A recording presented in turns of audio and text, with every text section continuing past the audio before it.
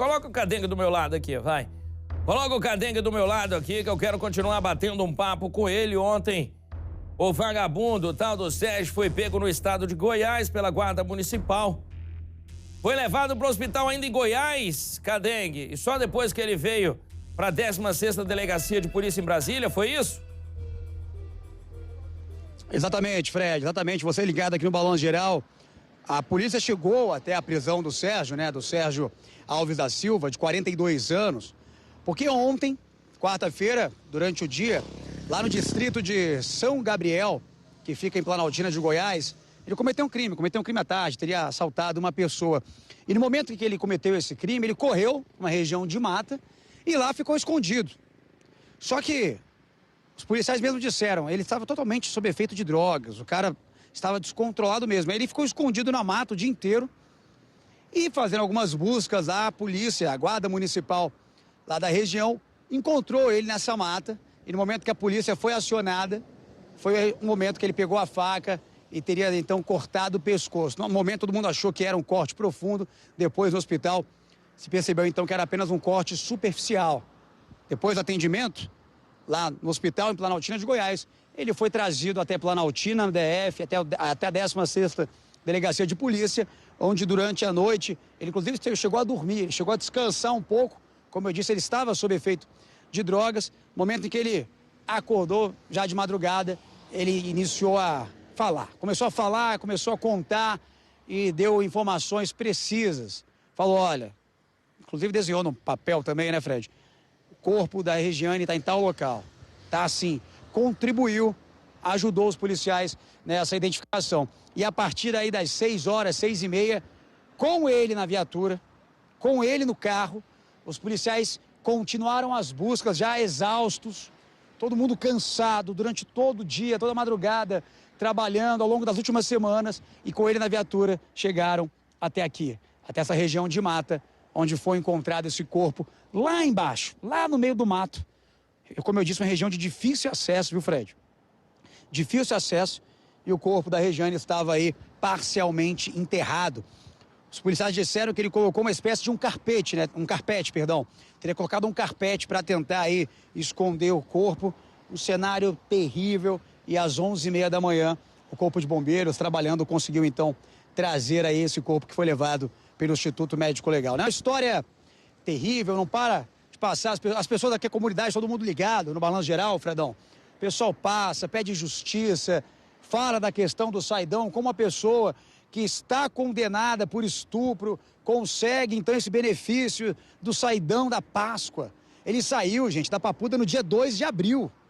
2 de abril e não voltou mais. Como essa pessoa conseguiu, então, esse benefício e, infelizmente, voltou a cometer crimes. E dessa vez, além do estupro, matou essa jovem de 21 anos. Inclusive, daqui a pouquinho, tá? Às 2 horas da tarde, o delegado responsável pela investigação, ele vai conversar com a imprensa, vai trazer aí mais novidades nesse caso, né? Como ele trouxe, por exemplo, a Regiane, lá da próxima da casa dela, para onde ela estava indo embora, no dia que ela desapareceu, no dia que ela foi raptada, até esse local. Uma distância de 10 minutos de carro, 5 quilômetros, aproximadamente a pé.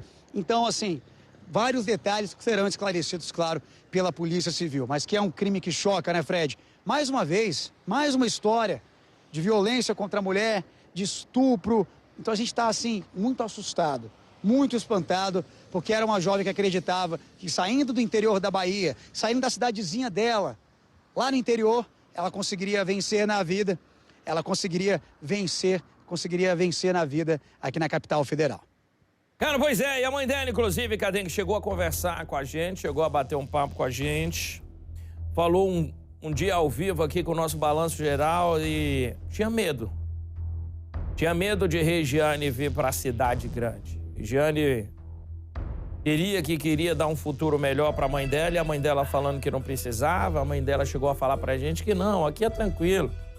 Aqui é tranquilo, a gente faz um trabalhinho aqui, faz um trabalhinho ali, faz isso para pagar uma conta, faz aquilo para pagar outra, e assim a gente vai vivendo.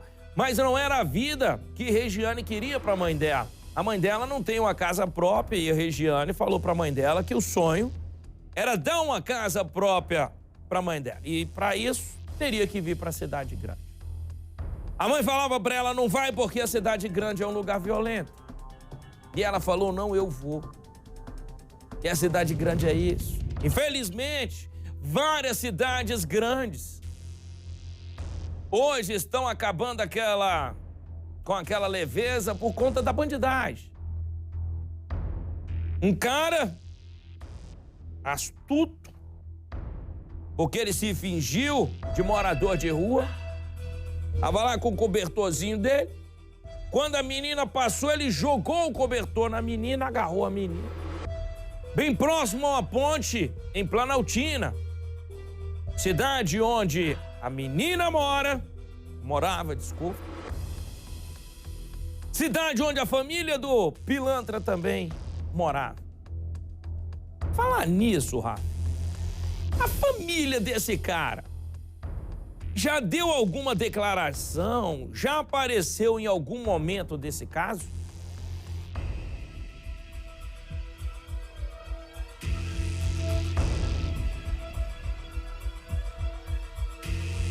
Tá sem meu áudio lá agora.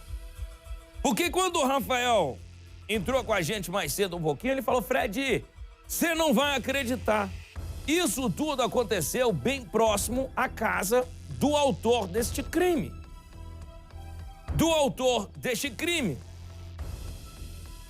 Cadê a família desse cara? Já se pronunciou? Mas na real, quero que vocês não crucifiquem a família. Porque a família não tem nada a ver com as atrocidades que esse cara comete ou cometeu.